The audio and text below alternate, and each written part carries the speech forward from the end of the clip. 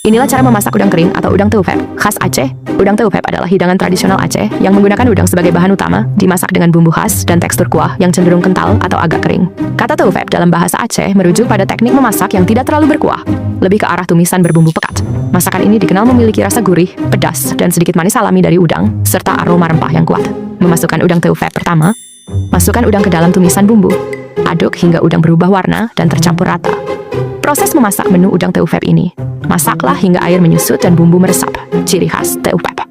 Untuk penyempurnaan rasa, tambahkan garam dan asam sunti sesuai selera. Masak hingga kuah mengental atau hampir kering.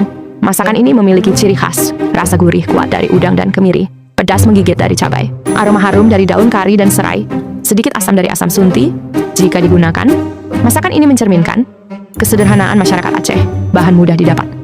Kearifan lokal dalam memanfaatkan hasil laut, sering disajikan dalam hidangan keluarga maupun acara adat. Gunakan udang segar untuk rasa lebih manis alami.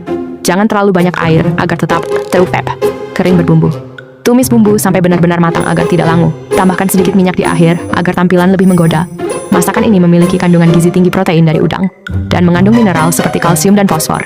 Rendah lemak jika tidak terlalu banyak minyak.